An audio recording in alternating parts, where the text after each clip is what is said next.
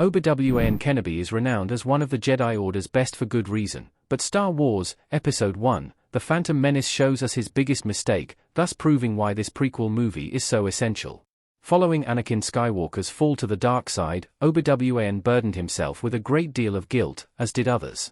His greatest mistake, however, had nothing to do with Anakin's actual fall to the dark side. Instead, it traces back to long before Anakin had ever become Darth Vader, and it's shockingly rooted in what Jedi like Obi Wan were misguided about for the duration of the prequel trilogy era: feelings. Obi Wan did everything he could to uphold Keegan's dying wish.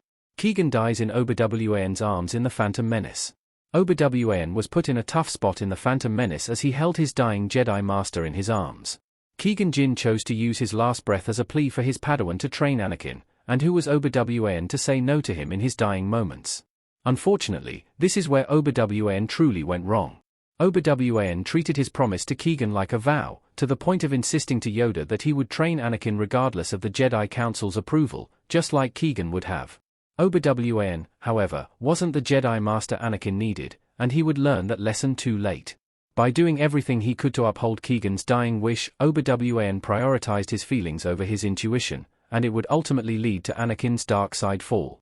While that's not to put the full weight of Anakin's fall on Obi Wan himself, it certainly was a contributing factor as Anakin progressed through his Jedi training.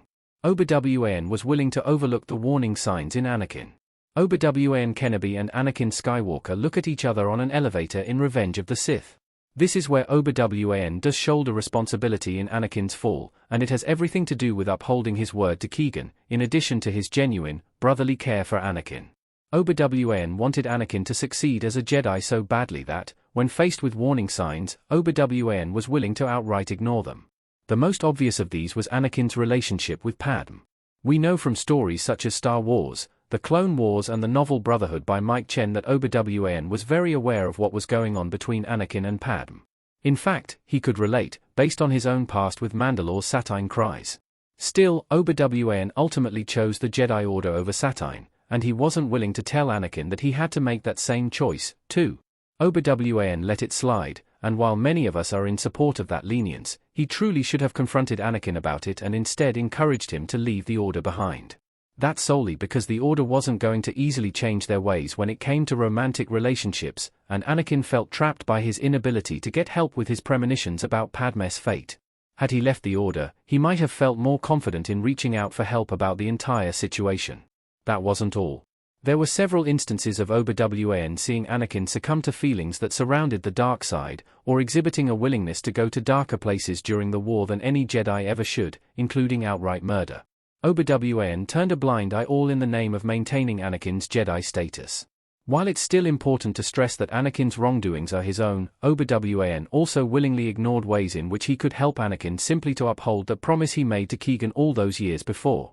He wanted Anakin to remain a Jedi at all costs, even if it meant overlooking warning signs like these. Keegan's death truly sealed the deal on Anakin's own fate. Obi Wan Kenobi, Ewan McGregor, looks remorseful as Anakin burns on Mustafar. Keegan's death really did seal Anakin's own fate beyond the obvious, which was him not being able to train Anakin himself. By passing that responsibility onto Obi Wan, who then made it his own personal vow, everything about Anakin's training and life as a Jedi was formed on the basis of obligation at best. While it was clear that Anakin was very talented and had the makings to become an incredible Jedi, Obi Wan's own dedication to Keegan's dying words caused him to focus too much on that potential rather than the evidence presented right in front of him. Had Keegan survived, then this wouldn't have been the case. Keegan shouldn't have burdened Obi Wan with such a responsibility, but he did, and that weight was transferred onto Obi Wan, and has since become his biggest mistake. Everything Obi Wan does wrong up until his death in A New Hope can be traced back to that very moment on Naboo with his dying master.